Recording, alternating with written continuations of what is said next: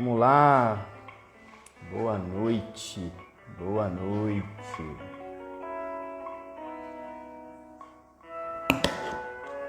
Vamos lá. Vamos começar a nossa primeira live. Deixa eu mandar aqui para um pessoal. A gente vai bater um papo sobre sono. Logo mais eu vou chamar o professor Fabrício Assini, que já está aqui com a gente. E a gente vai bater um papo interessante. Boa noite, Ângela. Boa noite, doutora Tati. Boa noite, turma. Vai chegando. Quem puder pode ir enviando essa live para bastante gente. A gente vai trocar uma ideia muito legal sobre sono, saúde mental, a importância que se tem o sono para tantas questões da nossa saúde, para tanta... Aqui o professor Fabrício Assini. Vamos ver se ele recebe aqui, ver se já deu certo. Alô, alô. Opa, boa noite, Danilo.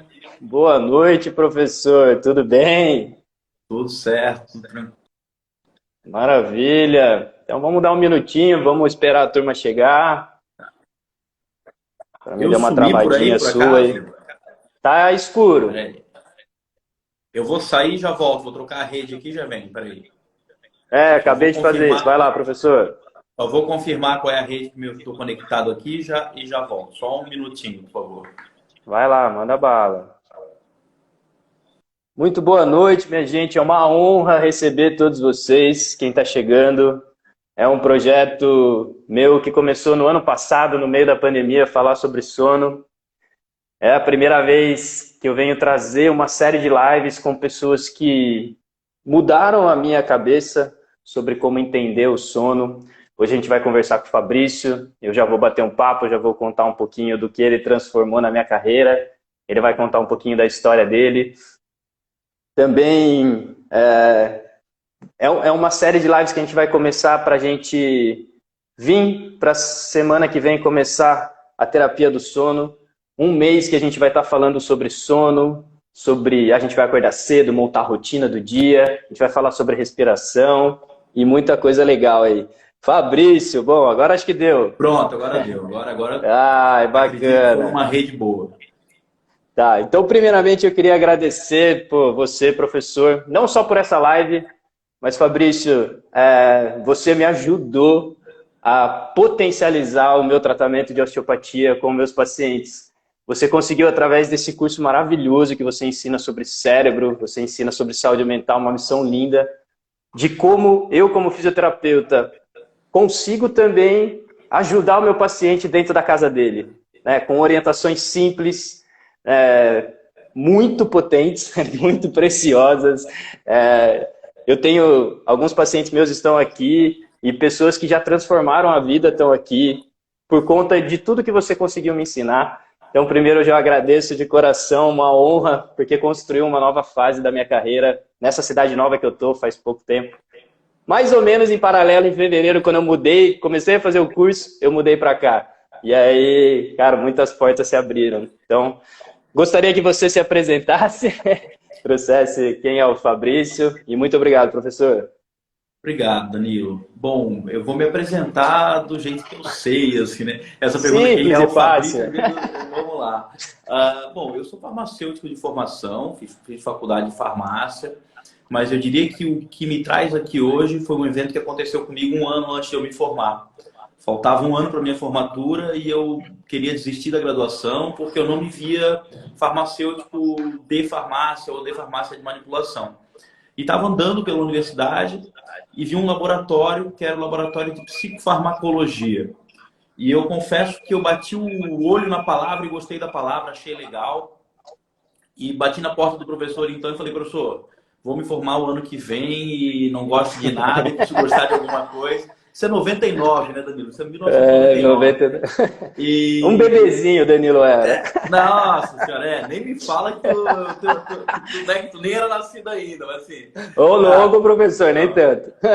Então, assim, 99. E aí, resumo, comecei a estudar uma ciência chamada psicofarmacologia, me encantei Show. por um órgão chamado cérebro e de lá para cá nunca mais parei. Fiz mestrado, doutorado, dei aula em graduação durante muito tempo e hoje vivo exatamente dessa maneira como tu mencionou, ou seja, eu digo que a minha missão seria aproximar as neurociências de profissionais da saúde. Sim, sim, Mostrar para fisioterapeuta, para médico, nutricionista, sim, farmacêutico, dentista, que o entendimento da neurociência pode ressignificar a prática com clínica certeza, dele. Acho que com essa é a certeza. minha ideia e é isso que eu faço da vida. E aí depois Com eu vou me apresentando um excelência. pouquinho mais. Com muita excelência, viu, professor? Porque Valeu. eu que não sou da farmácia, não sou da química, consegui absorver 100%, lógico que não 100% do curso, mas da ideia do curso, né? Do entendimento do cérebro.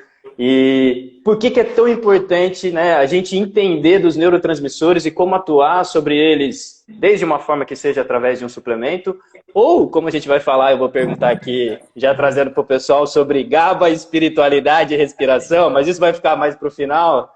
Como a gente também consegue acessar isso, né, professor? É, E eu sem queria dúvida alguma. começar... Ah, vai Fala, lá, vai vai. lá. Não, vai. Joga, Eu vai só lá, vai queria lá. começar com uma pergunta, que como a gente está fazendo sobre sono, eu não Tá. tive ainda essa oportunidade de perguntar, mas assim, por que que nós dormimos, professor? Qual que é o papel, ou o que que é o sono para você? Com as suas palavras do Fabrício, o que que é o sono? Ok. O que é o sono? Essa é uma boa pergunta. Por que que nós dormimos? Eu acho que assim, a resposta mais rápida que eu daria, assim, nós dormimos para que exista a possibilidade de acontecerem uma série de faxinas bioquímicas no nosso corpo durante a noite. Sensacional. Acho que essa é a grande ideia. Então, do Legal. ponto de vista desse sistema nervoso central, do ponto de vista de funcionamento do cérebro, para mim, o grande papel do sono, aí seriam dois, Danilo, aí seriam dois. O primeiro, três. Assim, o primeiro, fazer essa faxina bioquímica também no sistema Faxina. nervoso central. Vou O anotar aqui a segundo, aula aqui. consolidação de processos de aprendizado e memória que aconteceram Pode naquele crer. dia, que é um outro ponto fundamental, e o descansar do corpo Sensacional. físico, que a gente não pode, Show. né, não pode deixar de entender que isso também é fundamental, ou seja, Sim. esse dormir à noite serve para literalmente recarregar minhas energias para o dia seguinte. Então, eu diria que nós dormimos por esses três motivos, sem dúvida alguma. Bacana. Sensacional. Eu brinco aqui, eu falo que o sono é a coisa, talvez, né, a coisa mais sagrada que a gente possa trabalhar dentro da nossa saúde. Eu lendo aqui o Porquê Nós Dormimos, do Matt Walker, ele traz uma ideia sensacional sobre evolução. Então ele fala assim, a partir do processo evolutivo, a gente, quer dizer, a gente só acorda para poder voltar a dormir, para poder restabelecer todo um processo ali, né, de recuperação, de reequilíbrio. E quando você traz, né, essa ideia da faxina, né, cara, dessa consolidação da memória, o quão isso é importante para uma saúde mental, né? Quando a gente está trazendo aqui, e isso para mim foi algo que ficou muito claro quando eu aprendi com você a olhar o que é saúde mental, o que é uma emoção. Então eu gostaria que você trouxesse para as pessoas o que que é saúde mental e o que que é uma emoção, daquela forma que você traz para a gente. Depois a gente vai linkar isso com o sono mais para frente. Perfeito. Vamos fazer o seguinte. Vamos começar com o que é saúde mental. Eu diria que Show. assim, saúde mental, se eu tentar varrer na minha cabeça o que é saúde mental, é um estado de bem-estar que deixa esse indivíduo preparado para assumir suas capacidades em pleno vapor, vamos dizer assim, mesmo em decorrente dos estresses do dia a dia. Essa é a ideia de saúde mental, assim, ou seja, é estar preparado para trabalhar com sua mente, seu cérebro e sua mente, em plena capacidade, mesmo com os estresses do dia a dia. E eu gosto dessa ideia da definição que bota, Sim. mesmo com os estresses do dia a dia, porque estresse, no fim das contas, aparece. Né? Essa é a ideia de saúde mental.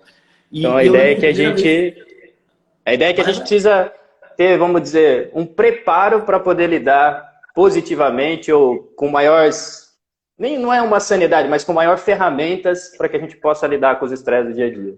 Exatamente. Eu diria que assim, é primeiro entender que sim, os estresses virão, que não adianta ter o objetivo utópico de não estressarei nunca em momento algum da vida, eu acho que não é essa a ideia, mas entendendo que eles virão, ter um cérebro preparado para suportar as presenças deles e também, muito de uma conversa que eu sei que tu faz e eu também faço, e a gente gosta disso, da gente ter a habilidade de se perceber.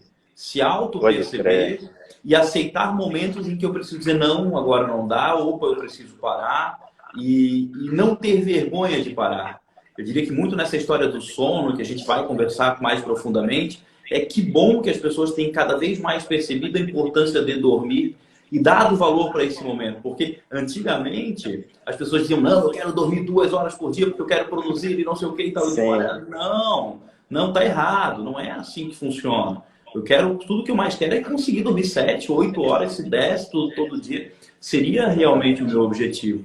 Para a manutenção da saúde mental e para o bom manejo das emoções. Né? O que é uma emoção? Né? Uma emoção, no fim das contas, ela seria um sentimento, na verdade, que pode gerar uma manifestação fisiológica ou comportamental detectável. As definições, assim, não estão mais decoradas na minha cabeça, mas sim. Vai, assim, sabe?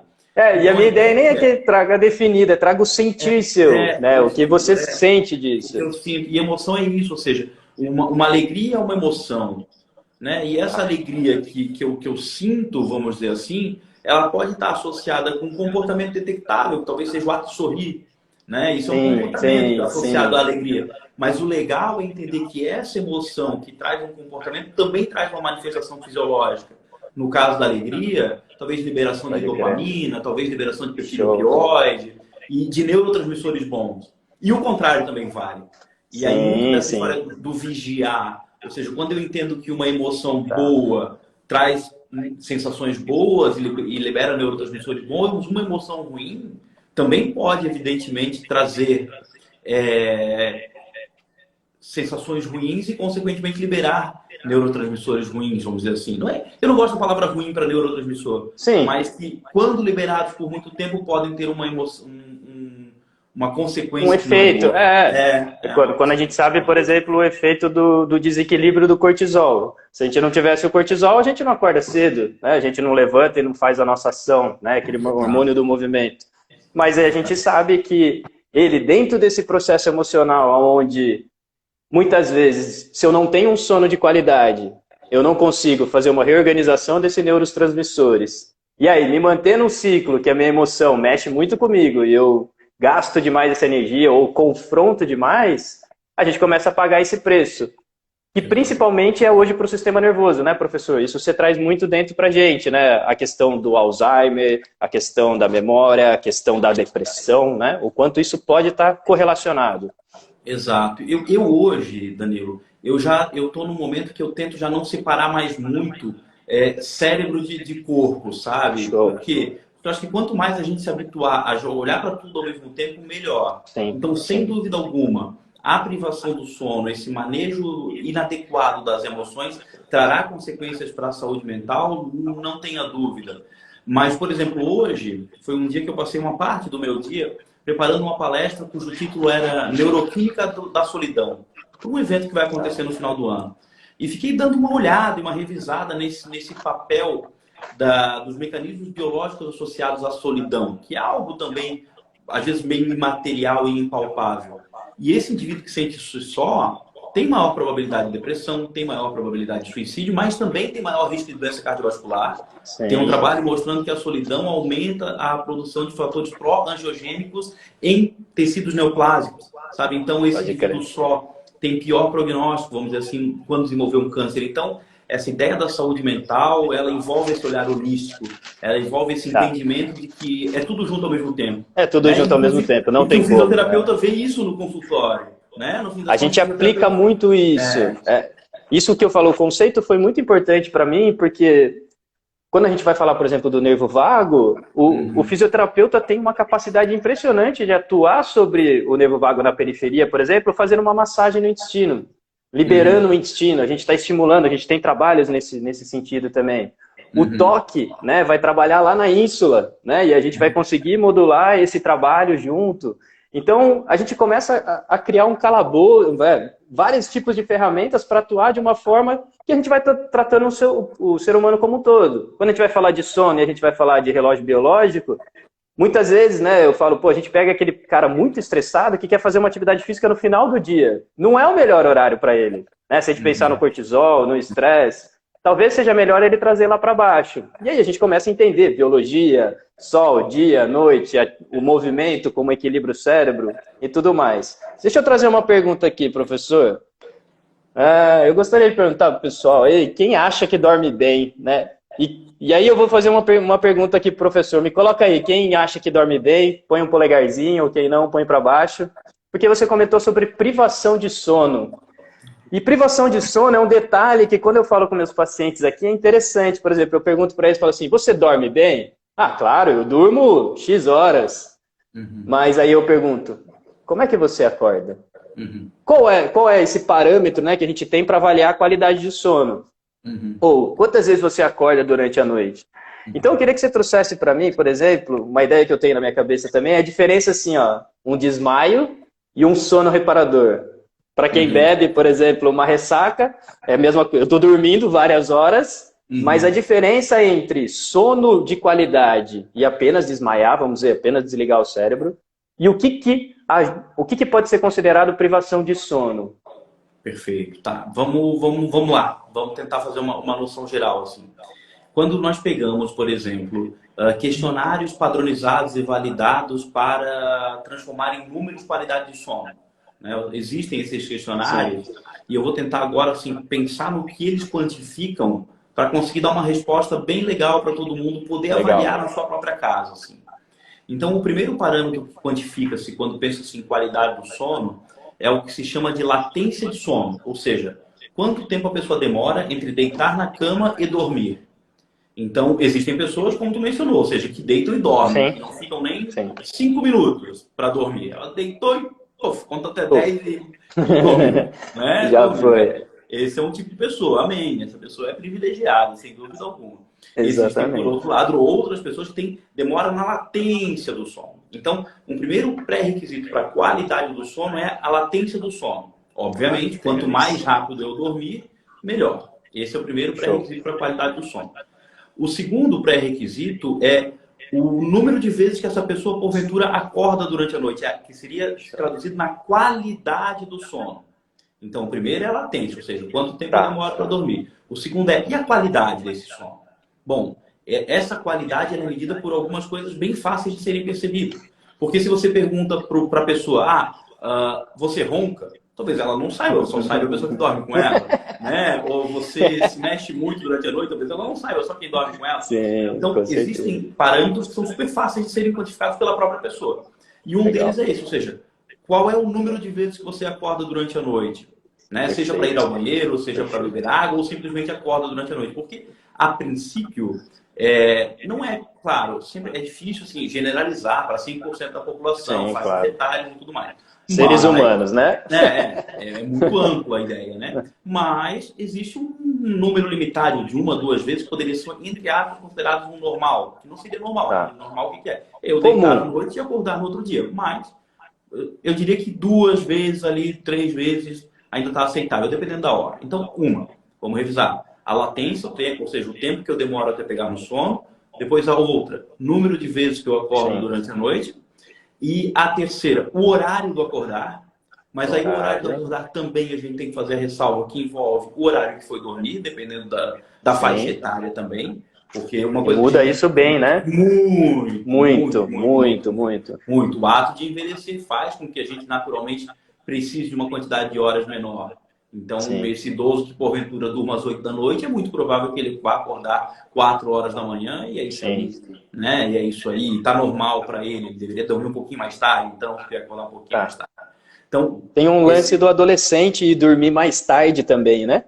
Ter o ciclo mais tarde também, né? Exatamente, tem também. Então assim, vamos lá. O horário de acordar. Né? O horário de acordar próximo do amanhecer é o mais normal, vamos dizer assim.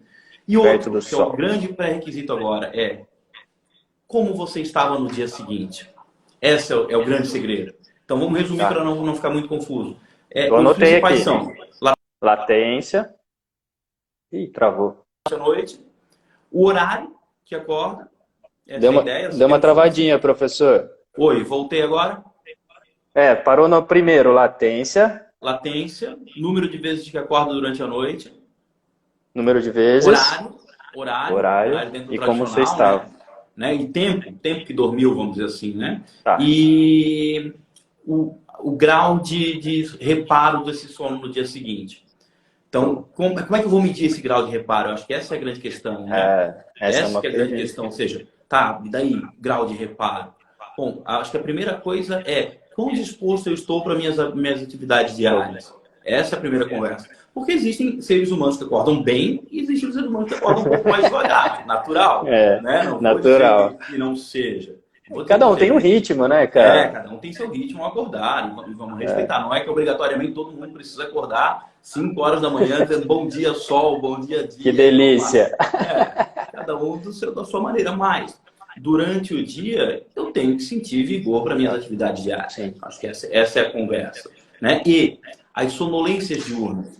Então, Show. Danilo, quase natural. A pessoa pode almoçar, comeu muito, pode sentir uma Sim. alta pode, né, um sono depois do almoço. Tá tudo bem. Mas, a princípio, ninguém deve pegar no sono num semáforo, por exemplo, como uma vez uma Com certeza. eu dormi no semáforo. Eu falei, amigão, tá errado, tá tudo errado. Né? Então, existem situações que a pessoa não pode pegar no sono. Ou no meio de uma Exatamente, cara. reunião, ela não pode pegar no Sim. sono, teoricamente. Então, a ideia é, como o reparador foi, você vai sentir pelo seu grau de disposição nas atividades diárias do dia seguinte. O que eu trago para as pessoas, uma pergunta, eu falo, realmente é subjetivo, né? Como é que a gente marca em número? Isso é muito delicado. Mas qual que é a sua sensação de vitalidade, né? De capacidade de concentração nas atividades que você está executando?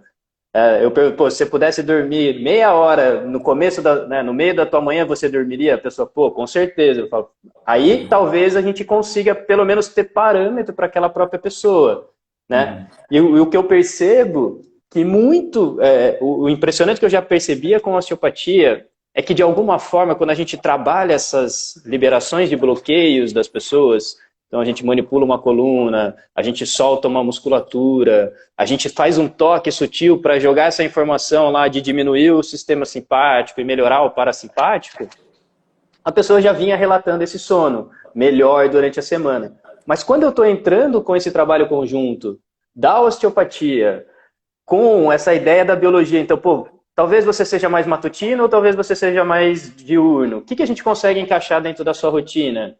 E acessar a pessoa com essa capacidade que a fitoterapia, a suplementação traz, é muito rápido esse recurso. E como você trouxe muito na sua aula, você fala, uma das grandes coisas que eu quero trabalhar com o meu paciente é que ele perceba que ele está dormindo melhor. Né? Porque daí ele começa a confiar que realmente as nossas intervenções mudam a vitalidade daquela pessoa. Sim. Né? Talvez, quando a gente traz para a emoção, é muito clássico, as pessoas falam para mim, cara, eu tô me sentindo zen, né? Eu tô em paz dentro da minha casa, eu não tô discutindo no meu relacionamento. E o quão parece tão simples, né? Mas tão pequeno, um ritual ali do sono que envolve tantos processos da nossa biologia e tanta diferença rápida que ele pode fazer, né, professor? É por isso, Danilo, que eu sempre digo, acho que a primeira objetivo que eu tenho, sempre que eu atendo alguém e que eu tenho a oportunidade de conversar com outros profissionais, é dizer assim, coloca como primeiro objetivo ajudar o teu paciente a dormir. Uma, para que ele comece a ver realmente ele melhorar, e segundo, porque essa melhora tem muito a ver com aquela faxina bioquímica que a gente falou. Pode crer. Né? Que a gente falou, ou seja, ele está melhorando porque conforme ele vai dormindo melhor, tudo vai se restaurando dentro do corpo dele. Claro, né? Tudo desde que venha associado com uma série de outras coisas mais. Poxa vida, são 8 horas, 6 horas do dia. É um tempo bem significativo pensando nas 24 horas. Né? Vamos dizer que no mínimo 25% do dia. Então é um período incrível. Da vida, né? Da vida. Né? Para que a gente possa realmente fazer essa faxina. E que legal ouvir esse relato dos teus pacientes. Assim, fico bem feliz. É impressionante, cara. Eu tenho um paciente, eu não sei se ele está por aí, mas a história dele é muito interessante. Ele me procurou logo no começo desse trabalho, quando eu estava trabalhando com sono, e aqui na clínica me indicaram. E várias questões a gente trabalhando, eu pensando muito no nervo vago, trabalhando com ele. E começamos a jogar um pouquinho de fito. Algumas coisas a gente conseguiu encaixar, mas a gente não conseguiu mudar, por exemplo, o número de horas que ele dorme. Mas a qualidade mudou tanto, ele é um paciente por volta dos seus 60, 70 anos, que ele me relata assim, Danilo, eu não sei o que eu faço com a minha energia, cara. Eu nunca senti tanta energia na minha vida do que eu sentia lá atrás, né? Nessa idade. Mas a diferença é que, quando eu falo de sono, eu penso nesse balanço de um sistema de reparo. Eu sempre falo muito para as pessoas, para a gente não vincular só a ideia do dormir, mas é um sistema que restaura mesmo, ele reequilibra o nosso corpo, né? Bioquimicamente, muito mais você sabe do que eu, o quanto de acontecimento bioquímico, né, que acontece. E o quanto isso é muito vital dessa mudança, né, cara? Isso que me apaixona. Por exemplo, eu tenho uma história de 15 anos de insônia, né? Eu era daquela pessoa que, como você comentou aqui na live, que tipo assim, eu não sabia que eu me mexia tanto, mas a pessoa que dormia do meu lado, amigo, ela falou, pô, não dá, cara. Meus amigos tiravam no par ou ímpar quem que ia viajar comigo no quarto.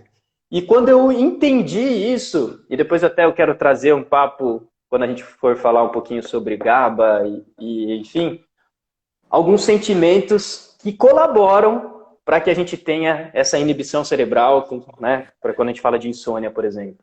Claro, claro, sem dúvida alguma. É quando a gente fala de bioquímica do sono, Danilo, eu acho que eu diria assim, só para que todos tenham claro a conversa nossa. Legal. O sono, eu diria que bioquimicamente, pensando nas faxinas, ele tem duas grandes funções. Uma, a melatonina, que tradicionalmente já te atrela a uma molécula que nos faz dormir. A gente tem que ter claro que a melatonina é um poderosíssimo antioxidante. Exatamente. Então, assim, e liberado dentro do cérebro, né? Não estou nem falando de suplementação de melatonina, não é isso. É a própria melatonina liberada no cérebro com um baita. E acho que esse é um detalhe importante hoje a se falar, né, professor? Porque vem muito essa ideia, a melatonina virou um suplemento. Mas não é isso que a gente quer. Não é isso que a gente quer, né? Eu quero a minha mesmo, entendeu? Eu quero a minha mesmo. Eu quero que eu libero.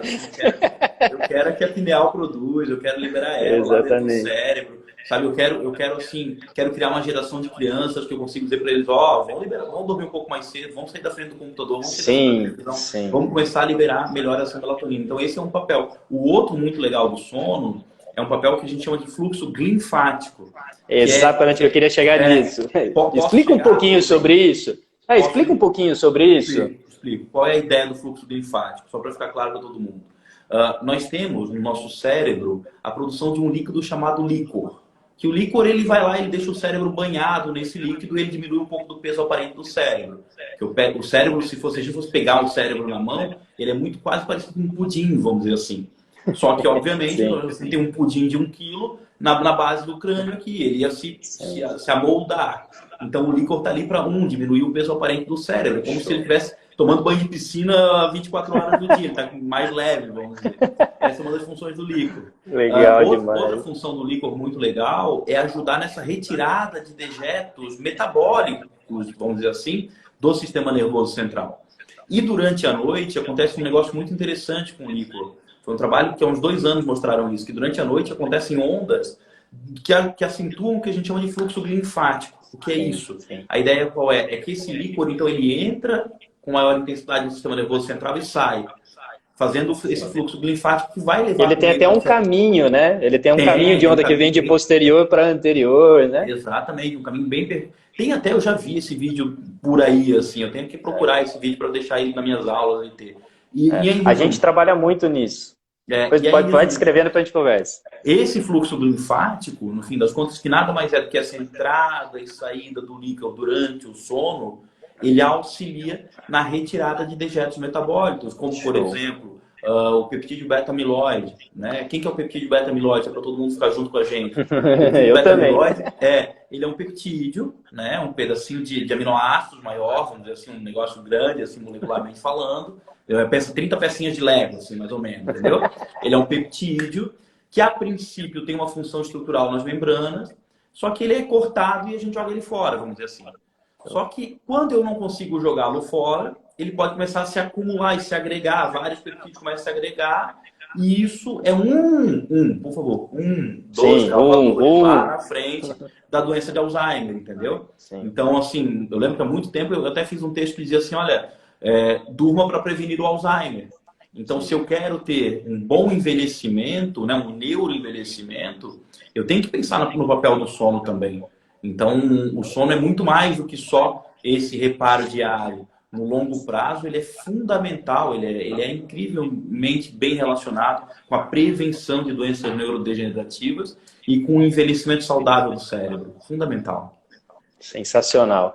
Eu aprendi sobre líquor a primeira vez em 2009, quando eu fui fazer um curso de uma formação que chama terapia crânio-sacral. Não sei se você já o conheceu. Que é de um osteopata americano, que é o Dr. John Pledger, que vem das escolas, das primeiras raízes da osteopatia, e a gente tem muita técnica craniana, né, professor? Então, dentro da osteopatia, a gente põe a hipótese de que as suturas têm um nível de mobilidade. Claro, não é amplificado, você não sente, mas para que essas suturas têm essa mobilidade? Exatamente para permitir essa produção e reabsorção do líquor. Então, esse movimento de expansão e contração, ela tem um ritmo dentro desses estudos que a gente vê, que é por volta de 14, entre 9 a 14 ondas por minuto, que é diferente da respiração, que é diferente do cardio, né, do batimento cardíaco. E a gente, com o treino da nossa sensação, a gente percebe aonde esse líquor está conseguindo expandir mais ou não. Como ele passa pela medula toda, né? Se a gente pensar nesse circuito hidráulico semi-fechado, ele também repercute pelo nosso corpo, fazendo uma rotação externa e uma rotação interna. Então a gente vem dessa teoria. E dentro do trabalho da osteopatia e da terapia crânio-sacra, né, pensando, a gente faz toques para facilitar esse movimento da expansão. Então a gente estuda, por exemplo, o temporal trabalha como uma guerra do peixe, né? Ele é muito desenhado, né, como a guerra do peixe. Então ele faz essa rotação para frente e abre, ele volta e faz uma rotação posterior quando eles vão falar reabsorve o líquor. Então, quando eu comecei a juntar essas informações e ver tudo que a gente pode colaborar para um processo desse, a minha cabeça explode, né? Fica uma loucura, assim. Por exemplo, a gente faz técnicas dentro da boca da osteopatia que a gente mobiliza a maxila. Então, você estava falando, né? O cérebro deita, né, sobre essa base do crânio, onde a maxila vai trabalhar certinho lá na esfenoide. Né? Então, com a nossa teoria e a nossa filosofia de micromovimentos, a gente consegue devolver uma qualidade melhor para esse líquor. Cara, isso é um negócio que para mim assim, é fantástico, assim, somar esses pontos pensando em tudo que esse líquor faz no nosso cérebro quando a gente facilita esse movimento natural. Sem dúvida, cara. Assim, Danilo, quanto mais eu estudo, mais eu tenho a consciência de que o bom cientista, no sentido mais bonito da palavra, Sim. é aquele cara que nunca está fechado, cara. Aquele cara que nunca está fechado para a ciência diferente da dele. Né? Porque a minha ciência é uma, a tua ciência é outra, mas eu sempre gosto de dizer assim que ciências de verdade nunca vão se excluir. Ciências de verdade só vão se somar. Sabe? Se é ciência, se ela tem base, se ela tem método, ela soma com a outra, sabe? E é muito legal quando eu vejo assim que a gente juntando os pensamentos, no fim das contas, tudo faz sentido, tudo se soma. Né? Eu gosto, até estou anotando aqui, estava querendo lembrar, quando você traz aquela ideia de cérebro e de alma, né? Depois eu quero que você fale aquela frase completinha, linda. Porque, por exemplo, o Dr. Steele, o grande pai da nossa osteopatia, um médico lá dos Estados Unidos e construiu toda a sua história da osteopatia, ele traz muito a ideia, e isso eu acho que também é brilhante dele, que né, o cara, aquela energia que criou tudo isso aqui, que chama vida, criou o nosso corpo, né, de alguma forma, dentro desse processo evolutivo, que a gente passou, né, gosto muito também da gente depois falar um pouquinho sobre nós somos ancestrais e funcionando numa cultura de hoje. E aí ele traz que esse próprio força de renovação, né, de autorregulação, habita dentro do nosso próprio corpo. Então a gente liberando os caminhos, ele traz muito a lei da artéria, ele fala. Então a lei dos fluxos, ele fala, eu estou muito mais preocupado em retirar a toxina do que necessariamente levar nutriente, porque levar nutriente uma hora vai chegar.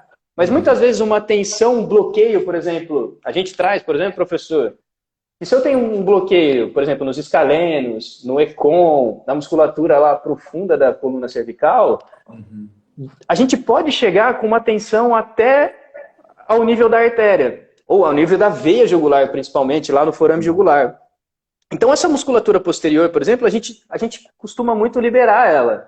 Né? Eu acredito que assim, no corpo vivo, né, existe a fáscia e todo esse caminho que se conectam coisas. Né? Então, se eu tiver uma tensão muito puxando lá atrás, acredito que ela possa mudar, por exemplo, um fininho dessa alteração da passagem do vaso.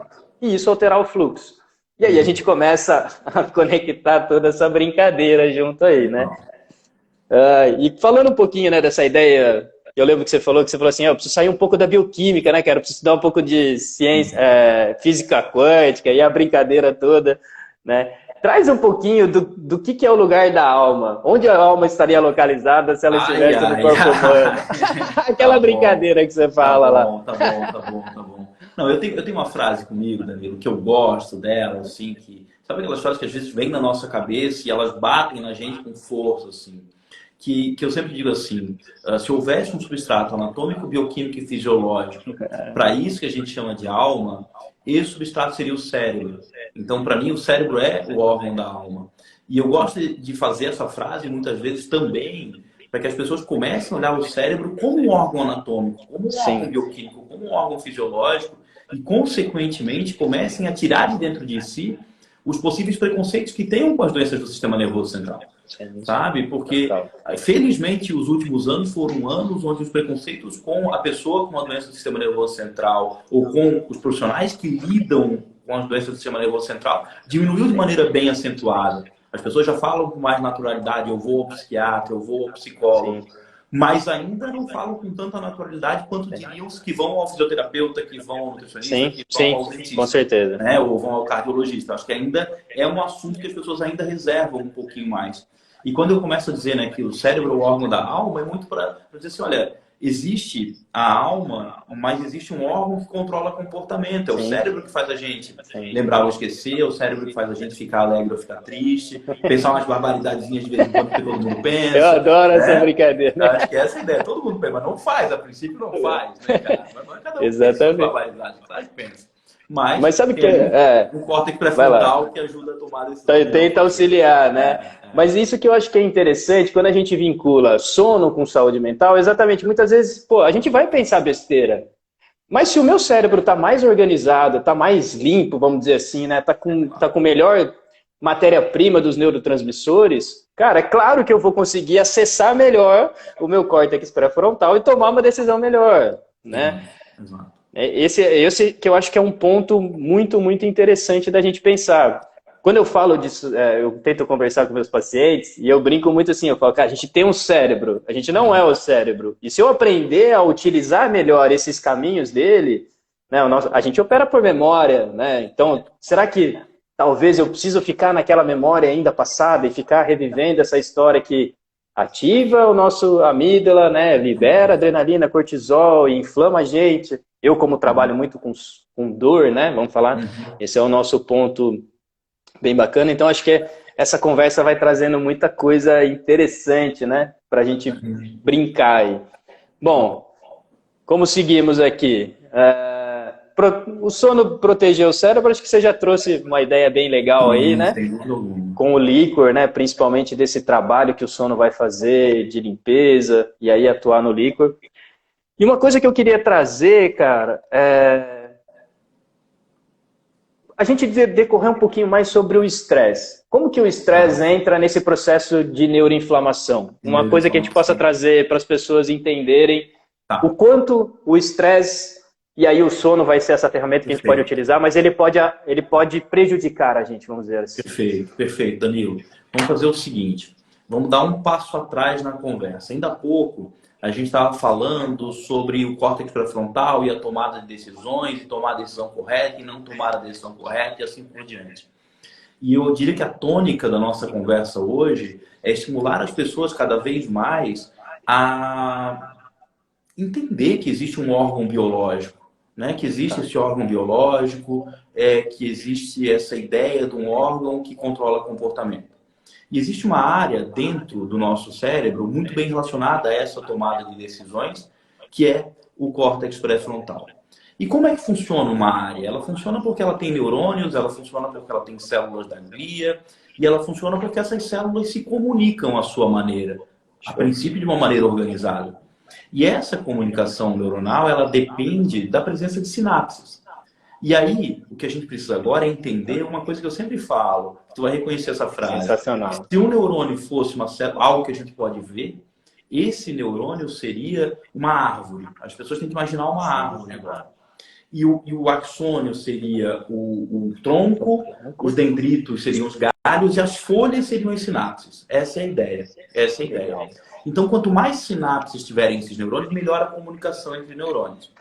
E o que prejudica a presença dessas sinapses? O que prejudica a presença das sinapses é um fato que a gente chama de neuroinflamação. E a neuroinflamação aqui é um grande guarda-chuva, onde dentro dele cabe muita coisa. Muita coisa mesmo. O que pode causar a neuroinflamação? Uma coisa que pode causar a neuroinflamação, que eu quero dizer e que eu nunca disse quase em rede social, é o uso frequente e pesado de álcool. Ou seja, muitas vezes a gente olha para a bebida alcoólica como uma ferramenta para aliviar o estresse, como uma ferramenta para aguentar a tensão.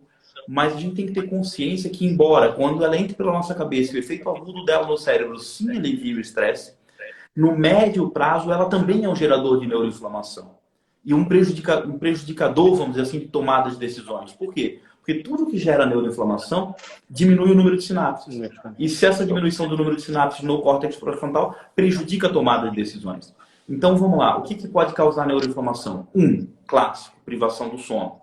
Clássico. Então, quando a gente fala de faça a pessoa dormir, já está ajudando a combater a neuroinflamação, né? Então, quando eu falei da doença de Alzheimer ainda há pouco, implícito estava a neuroinflamação também. Então, é privação do sono. Segundo, uso pesado de álcool. Esse é o outro.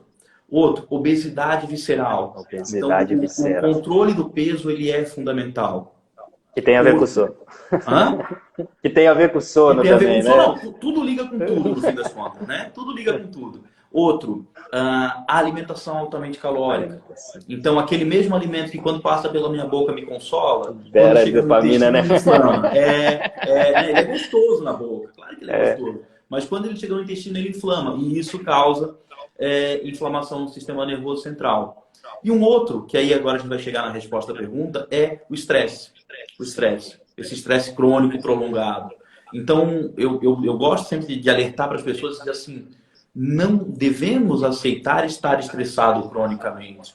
Sabe? Uma outra frase que veio na minha cabeça um tempo atrás foi assim, aquela que eu dizia que assim, o estresse é o cigarro do século XXI. Do século XXI, né? Exatamente. E por que eu faço essa brincadeira com o estresse do cigarro do século XXI? Acho que são duas interpretações nela.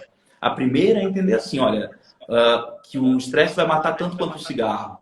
Eu diria que hoje, em números, porque as pessoas fumam cada vez menos, já devem morrer mais pessoas em consequência dos efeitos prejudiciais do estresse do que morrem pessoas de consequência do efeito prejudicial do cigarro. Acredito firmemente porque hoje as pessoas fumam muito menos.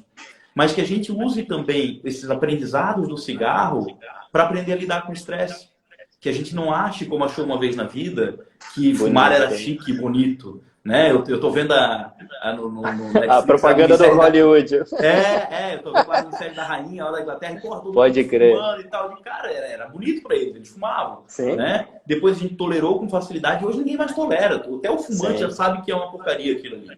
Então, e com estresse a gente tem que fazer a mesma transição. Exatamente. Eu diria assim, a gente tem, Danilo, que não se sentir culpa quando descansa. Não se sentir culpado por descansar. Show de bola, show de bola. Talvez você esteja até falando para mim também, cara. Sim, com certeza. Que trabalha e produz, sim. A gente às vezes, para um dia para descansar e diz, meu Deus, eu tenho que estar trabalhando. Cara, trabalho a cabeça não para, né? Não para. Então, primeiro, aceitar esse momento de estresse, esse momento de relaxamento, de relaxamento para aliviar o estresse.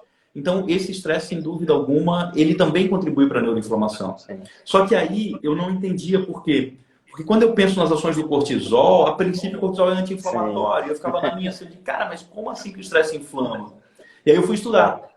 Legal. Uma das coisas que eu vi foi o termo que é injúria estéril. O que é injúria estéril? É o estresse. Porque, por exemplo, comer um alimento que libera peptídeo associado a patógeno, padrão molecular associado a patógenos, os PAMPs. Isso leva, né, a estresse. Tudo bem, é fácil de entender. Mas como que o estresse inflama? Porque libera o que a gente chama de DAMPs. O que é o DAMPs? DAMPs é padrão molecular associado a perigo. Então, e eles ativam receptores que são receptores do tipo TOL, que para quem estuda dor provavelmente também vê no contexto da dor. Sim, sabe? sim. E isso ativa a NF-κB e isso libera mediador inflamatório. Então, quando tu me pede, pô, Fabrício, fala de estresse. Eu diria que, assim, falar de estresse é colocar o estresse também um dos grandes geradores da neuroinflamação e entender que esse estresse crônico prolongado ele é fundamental de ser atacado, vamos dizer assim, junto com Sim, a privação do sono, sim, junto com a sim. alimentação, junto com o Exato. sedentarismo, junto com a obesidade visceral, e é tudo junto ao mesmo tempo, né? E claro, Sim, todo o ser, né? eu sempre elenco o sono como um dos primeiros, porque talvez ele seja o mais rápido de ser percebido mudança, E né? potente, né? E potente. E muito potente também. E realmente muito Exato. potente também. Então, acho que essa é muito a ideia do estresse, assim, quando eu falo sobre ele. Legal. Porque quando você traz ele, né? Você falava do biofeedback dele e ele se Uhum. manter ativo, né? Quando você fala, Uhum. pô, é uma molécula que também consegue se autorregular e ela não consegue.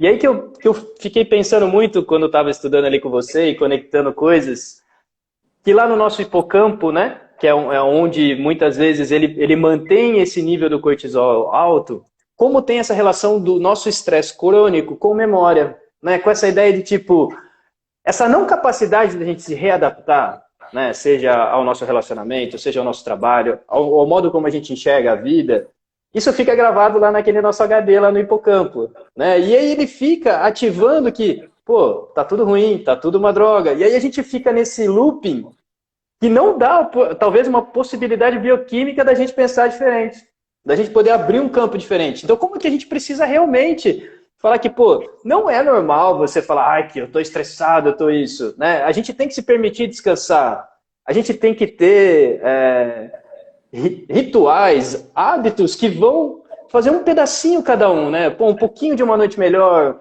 uma atividade de endurance, né? Uma corridinha, uma bikezinha um pouquinho melhor, né? Pô, manter um espaço ali, pô, hoje eu preciso dar risada, eu preciso relaxar. Que nem antes, eu tava num evento com o pessoal lá do condomínio, e aí eu não tava bebendo, né? Você tava falando até um pouquinho sobre álcool, daí o pessoal, pô, mas justo hoje? Eu falei, cara, hoje foi o dia que eu inventei essa brincadeira aí, né? E aí se adaptar a curtir de uma outra forma, e aí a gente fazer todo esse ciclo funcionar positivamente aí, né? Exatamente, exatamente. Eu acho que hoje eu tô nos últimos meses estudando muito memória, cognição, então eu Legal. estou muito focado nisso, assim, ultimamente. E eu tenho visto, e está cada vez mais claro para mim, que é muito difícil separar memória, cognição de emoção, por exemplo. Tá, com De certeza. emoção, porque é tudo junto ao mesmo tempo.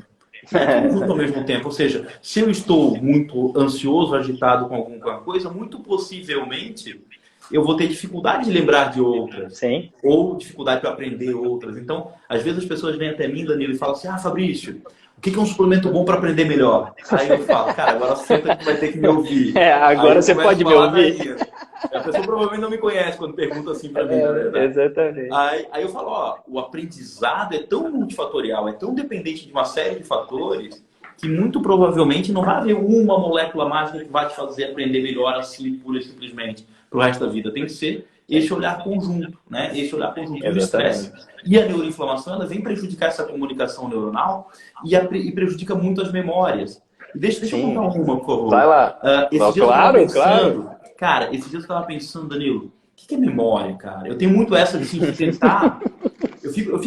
Cara, a cabeça de cada um A viaja para qualquer viagem. coisa.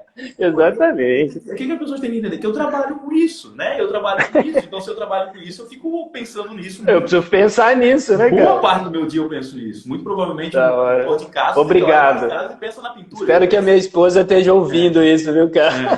Porque não É, tem como, né? não tem como a gente pensar nisso. Aí eu tava pensando, o que é memória? Se eu precisasse dizer para as pessoas o que é memória, sabe? E aí eu fiquei viajando e eu acho que eu cheguei numa boa analogia para o que é Olha, memória. Assim, para mim, memória é assim, Danilo. Eu preciso que as pessoas imaginem uma orquestra tocando. Uma sim, orquestra. Imagina uma orquestra tocando. Existe o maestro, existem as cordas, existe tava o pensando nisso. sopro, existem os tambores, existem os instrumentos. Memória é a música. Sim, sim, Memória é a ela que música. toca todas Memória é essas o áreas, né? produto disso tudo, sabe? Tá, É o produto disso tudo. Então, memória é o produto do trabalho integrado do córtex pré-frontal, com o hipocampo, com a amígdala, tá. com a ínsula, Com a sinestesia. com o córtex motor, se for uma memória associada a movimento. Sim, Esse produto é a memória. E aí, quando essas áreas não estão trabalhando direito, pela neuroinflamação, pela privação sim, do sono, pelo sim. estresse, por toda a conversa dessa nossa live, a memória, entre aspas, não fica boa. né? Ela não filtra bem, né? Ela não acontece do jeito como deveria, né? Aí a gente fala da Ritalina. Cara, eu posso falar da Ritalina? Quem é a Ritalina? Né? É o metilfenidato. Quem é o metilfenidato? Ele é uma molécula que ela vai aumentar a quantidade de dopamina. Para que ela serve? Ela veio ao mercado para tratar o quê? O transtorno do déficit de atenção com hiperatividade. Né? Se tu me pergunta, Fabrício, em uma frase, o que é a neurobiologia do TDAH? Olha, tentando simplificar, uma frase, a neurobiologia do TDAH seria falta de dopamina no córtex pré-frontal e em áreas subcorticais no cerebelo. Aí, quando falta dopamina no córtex pré-frontal, tem aqueles prejuízos associados à concentração. O metilfenidato vem fazer o quê? Vem repor essa dopamina. É isso que ele faz. Num cérebro normal, entre aspas, ele aumenta um pouquinho de dopamina e dá um pouquinho mais de foco. Qual é o meu problema? Meu problema é potencial de abuso, né? Porque na caixinha dele tem uma tarja preta. Tem uma tarja preta. Então, quem comprou, talvez fez igual o cigarro, né, cara? Os caras vão fazer igual o cigarro, bota uma foto em cima daquele câncer, né? Então, assim, eu atendi uma paciente hoje, cara, essa semana, só colocando para assim, como é negligente isso. Ela falou assim, cara, minha médica falou assim, você tem que tomar 2 dosagens. Uma de manhã, uma de noite. Ela falou, não, eu tomo 2 à noite, que já dá 2 horas. Eu falei, cara, ainda você já toma uma coisa que não é legal e você também não respeita um processo. Cara, como é que você brinca com um negócio desse tamanho? É maluco isso, né, cara? É maluco. Então, o meu problema com ele não é um problema, na verdade. É só a ideia de entender que é uma molécula que pode causar dependência. Saiu um trabalho no New England Journal of Medicine de surto psicótico causado pelo uso de metilfenidato. Porque se a gente fosse falar da neurobiologia da esquizofrenia, por exemplo, um surto psicótico, aí vem o excesso de dopamina. Então, essa é a minha questão com o metilfenidato, assim, quando me pedem pra falar. Legal. Quando a gente traz essa ideia de uma filtragem, por exemplo, da memória, né? Porque a memória também ela vai trazer, depende de como eu olho para ela, né? Como a coisa está acontecendo, o meu filtro vamos falar, de interpretação também vai gravar, né? Vai gravar esse som, né? Através desse filtro também. Se ele vai ser um som mais ruído, né? Se ele vai ser um som mais leve, mais light, como a gente leva a vida. Por que eu falo isso?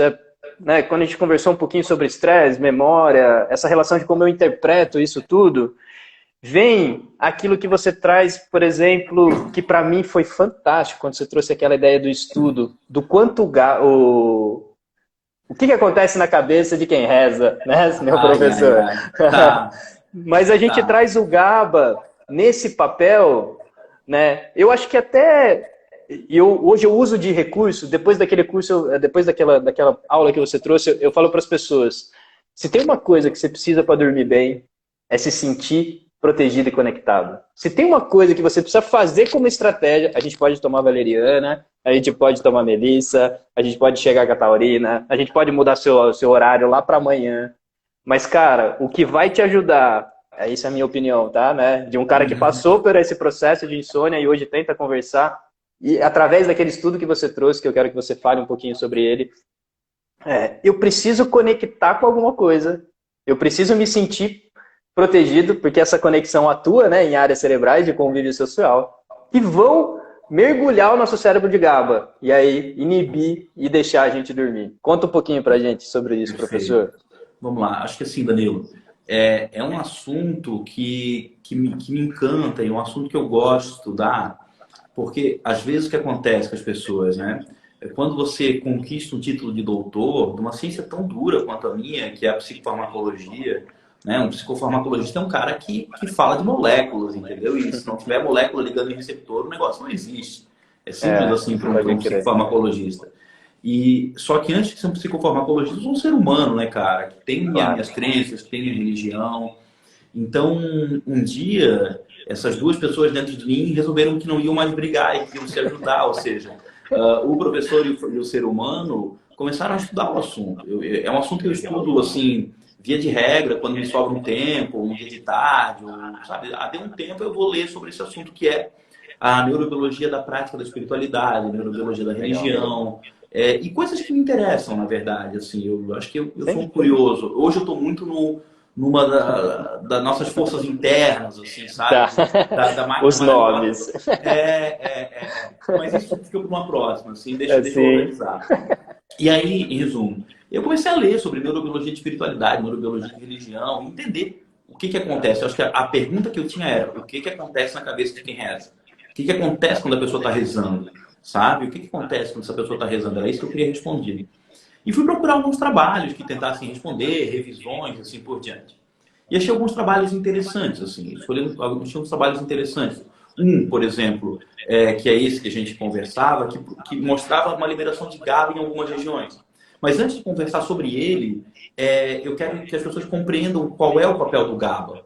Ou seja, o GABA, Show. né, acho que para que a coisa fique bem legal. Assim. O GABA quem é? O GABA é o nosso principal neurotransmissor inibitório.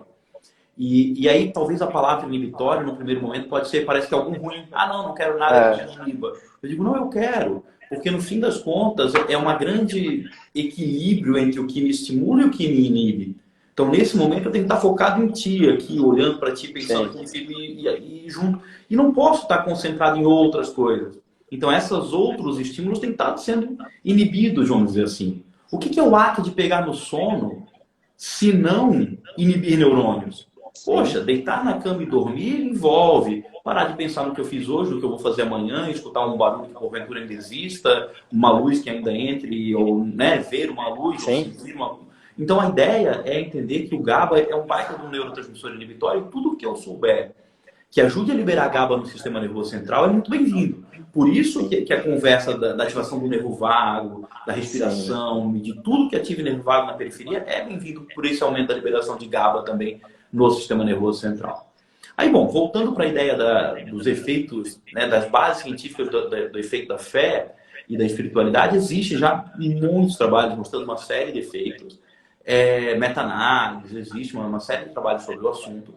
E um deles foi um trabalho muito bonito, que eles fizeram o quê? Eles pegaram pessoas que, sim, tinham suas crenças religiosas, então, assim, não pegaram ateus, e pegaram pessoas que tinham crenças religiosas e pediram para elas, então, foram submetidas a 4 momentos. No primeiro momento, pediram para elas, eles estavam numa máquina daquela de tomografia por emissão de pósitrons, olhando a atividade de várias áreas de córtex, corticais. Então, numa situação, elas foram convidadas a fazer pedidos para o Papai Noel, que era como se fosse o momento controle, vamos dizer assim. Aí, sei lá, pediram uma bicicleta, uma bola, um pogobol, sei lá, coisas que a gente pedia quando era criança. Aí, pogobol é muito de antigamente. Eu sou dessa época. Não, eu sei que a gente tem uma diferença de idade. Então, assim, voltando, pogobol é da minha época, pô.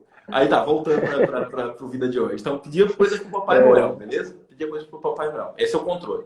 Depois, no outro, elas foram convidadas a rezar o Pai Nosso. E aí, a ativação dessas áreas de córtex social e a liberação de GABA nessas áreas de córtex social já foi um pouquinho maior. E a maior liberação, Danilo, foi naquele momento que elas foram convidadas a rezar livremente. Ou seja, ó, reze, para quem você achar que deve, do jeito que você achar que sabe, só reza, se concentre e reza. E a ativação dessas áreas de convívio social foi muito maior. Então, por exemplo, hoje, quando eu estava fazendo aquela palestra de neurobiologia, de neuroquímica da solidão, eu botei esse trabalho. Eu falei, muitas vezes combater a solidão não obrigatoriamente envolve procurar alguém. Né? Claro que, para mim, o suprassumo é sim procurar esse alguém e dizer, olha, eu não estou com as minhas expectativas de relacionamento tão bem resolvidas com relação a ti. Né? Eu gostaria de um pouquinho mais da tua presença, ter essa sapiência de dizer. Mas, se não possível, o ato de rezar também ativa áreas de córtex de convívio social, assim como o próprio convívio social harmônico. Sensacional, professor. Porque quando você me trouxe isso, eu refleti muito que, independente daquilo que a gente chama de fé, ou que cada um acredite, né, existe na humanidade uma conexão com uma força. Né? As tribos ancestrais faziam o xamã, chamava a chuva, fazia para fulano do oceano. Depois isso foi, né, se reconstruindo. Mas o que eu vejo é que assim, é uma parte meio que da fisiologia do ser humano se conectar com alguma coisa. E essa área é tão importante que ela ativa né, o GABA como um inibidor, e não um inibidor como você trouxe de tipo ruim, mas de talvez diminuir ruídos no meu ouvido, ruídos na minha mente, onde eu possa ter uma visão um pouco mais, vamos falar, mais clara, com mais nitidez sobre o que realmente possa estar acontecendo na minha vida. Que caminho eu estou tendo, como é que está meu relacionamento, enfim. Isso para mim mexeu muito, cara. Mexeu muito porque eu sou um cara que teve vários problemas com relação à fé, mas quando eu comecei a entender algumas passagens, algumas falas, ou entender o que isso conecta a gente, e aí a gente vai numa viagem muito longa mesmo, né, de quem somos nós, mas que isso é parte da saúde, né, cara, de um funcionamento bioquímico favorável pra gente. Sem dúvida alguma, sem dúvida alguma. Assim, uma última que eu quero dizer, já que a gente chegou nesse assunto, que eu ainda não aprofundei, tudo bem? Mas eu Vai lá. fiquei louco quando eu li, cara. Foi assim, existe o DMT, que é dimetiltriptamina, Sim, que sim. está dentro de plantas alucinógenas, que normalmente as pessoas tomam em rituais de cunho religioso Tá. para se conectar com algo maior, vamos dizer assim. Sim. E esse dia eu estava lendo um artigo sobre a pineal. Eu estava aqui nas minhas angústias acadêmicas, estava Legal. de vou estudar pineal hoje. E a pineal produz DMT, cara. Sim. Tá? Então, quando eu entendo que a pineal produz a dimetiltriptamina, amigo, eu digo, ó, é muito provável que a gente chegue em determinado momento lá dentro, né? Acho que quanto mais eu conheço o corpo humano, mais eu acredito que é realmente uma máquina maravilhosa, cara. É uma Sabe que tem um professor e médico, que é o doutor Sérgio Felipe de Oliveira, um professor da psiquiatria da USP, não sei se você já o conhece ou já ouviu falar dele. Ele é um cara muito estudioso sobre a glândula pineal. E ele traz que dentro da pineal a gente tem os cristais de ametista. E que a ametista, dentro da natureza, ela rouba campo eletromagnético. Então, essa conexão nossa extrafísico, por exemplo, com o ciclo da Lua, com o ciclo do Sol, com o ciclo, né, dessa... Eu vou colocar a ideia de zodíaco, mas não que é o zodíaco, mas esse giro que a gente tem dentro do nosso, né, da nossa galáxia, a pineal capta isso, né? E com essa ideia de campo eletromagnético que ela capta, o quanto de leque que se abre para se conversar sobre isso, né? E aí, vendo a molécula, né, ela traz a melatonina, ela traz o DMT, e aí traz todo esse aspecto de benefício. Para mim, realmente, eu nunca me aprofundei, eu tenho as minhas visões, mas a gente chega né, de novo naquela ideia do, pô, quanto o GABA é importante, ele vai estar trabalhando nessas ações, e o que eu vejo de um problema da insônia é que as pessoas se sentem em perigo quando elas estão em insônia. De alguma forma existe um perigo, e o ato de eu orar, ou fazer uma oração, ou buscar essa questão, vai ativar bioquimicamente no meu cérebro áreas que vão tirar esse perigo e fazer eu descansar e aí entrar todo num processo positivo. Exato, exato. Muito legal. Acho que essa é a ideia. É botar esse paciente para dormir da melhor maneira que a gente puder e começar a privilegiar o ato de dormir como um momento de saúde integral, né? Mental, Integral. física e espiritual, sem dúvida alguma. Sim. Doutor Fabrício, chegamos a 1 hora já de live. Eu perguntaria mais de milhões de coisas, porque realmente, cara, para quem é da área ou não é da área, se você quer entender um pouco mais sobre como funciona o cérebro, essa questão de neurotransmissores, o Fabrício traz com uma clareza maravilhosa, acrescentou não só para a minha vida profissional, mas como, por exemplo, quando você fala da motivação, né, do TDAH, eu vejo o meu filho com esses aspectos de perda, né, da concentração ali e todo o reflexo que tem um TDAH, mas aí eu penso na motivação, aí né, a gente traz na dopamina, o que dá prazer? Por que um abraço naquela hora é importante de você fazer uma criança que está num pico histérico, né? O toque, chegando na ínsula, e aí entra a dopamina. Pô, foi um negócio que realmente transformou a minha vida pessoal e profissional. Cara, eu tô tão feliz de, assim, da gente estar tendo essa conversa, para mim foi tão gostoso, essa hora passou tão rápido, que eu agradeço extremamente a sua disponibilidade, a sua capacidade de passar com tanta clareza e facilidade, professor. Danilo, eu que agradeço, cara. Eu acho que quando eu tenho a oportunidade de bater papo, ainda mais quando me deixam um livro para falar o que eu quiser, Manda bala! só chega e fala que tu achar que tá bom aí, que tá bom. Eu digo, pô, isso é muito bom, cara. E é isso. Tô por aqui. Quando precisar, só chamar. Beleza? Pô, muito, muito, muito obrigado, professor. Posso utilizar esse material no curso que eu vou dar? Posso entregar para as pessoas um pouquinho dessa fala? Claro. Que é muito especial mesmo. Claro, sim. Obrigado, professor. Boa noite. A gente vai se falando mais ainda numa próxima. Valeu. Valeu. Tchau. Tchau. Ai, bacana.